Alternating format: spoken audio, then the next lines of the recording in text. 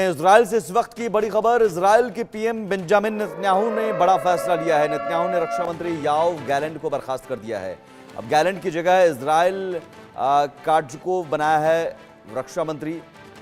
और ये दरअसल विवाद योआव गैलेंट और नेतन्याहू के बीच सामने आ रहा था, जिसके बाद ये बड़ा फैसला लिया गया। और ये फैसला तब लिया गया है जब इजराइल ईरान के खिलाफ लगातार युद्ध की बात हो रहा है और लेबनान में लगातार इजराइल की सेना बमबारी कर रही है।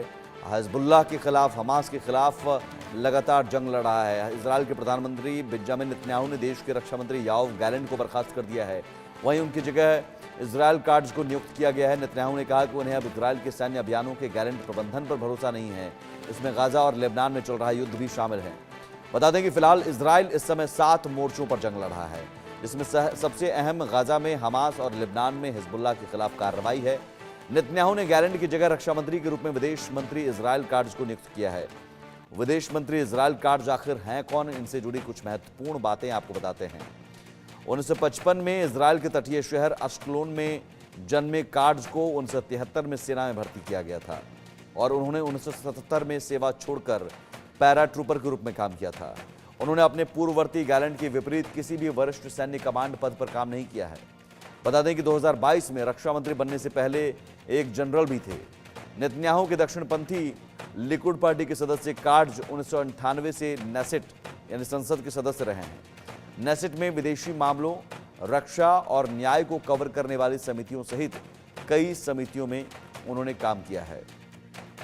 काट्ज़ ने पिछले 2 दशकों में कृषि, परिवहन, खुफिया, वित्त और ऊर्जा विभागों सहित कई मंत्री पद संभाले हैं। उन्हें 2019 में विदेश मंत्री नियुक्त किया गया था। विदेश मंत्री के रूप में काट्ज़ ने अक्टूबर में एंटोनियो गुटेरेस को अवांछित व्यक्तित्व घोषित कर दिया था, क्योंकि उन्होंने कहा था कि संयुक्त राष्ट्र महासचिव ने इजराइल पर ईरान के मिसाइल हमले की स्पष्ट रूप से निंदा करने में नाकामी दिखाई थी और उन्होंने इसे यहूदी विरोधी और इजराइल विरोधी आचरण बताया था। इसके अलावा अक्टूबर में पेरिस की तरफ से आगामी सैन्य नौसैनिक व्यापार शो में पार्ट लेने से इजरायली कंपनियों पर प्रतिबंध लगाने के बाद उन्होंने अपने मंत्रालय को फ्रांसीसी राष्ट्रपति इमैनुअल मैक्रों के खिलाफ कानूनी कार्रवाई शुरू करने का आदेश दिया। पिछले साल 7 अक्टूबर से अमेरिकी विदेश मंत्री एंटनी ब्लिंकन की इजराइल की 11 यात्राओं के दौरान इजराइल अमेरिका संबंधों में काट्ज़ एक लो प्रोफाइल व्यक्ति रहे हैं। अमेरिकी राजनयिक ने काट्ज़ के साथ केवल कुछ बैठकें ही की हैं, जबकि ब्लिंकन नियमित रूप से गैलेंट से मिलते थे। काट्ज़ ने इजराइल के हिब्रू विश्वविद्यालय में स्नातक और स्नातकोत्तर के रूप में अध्ययन किया है।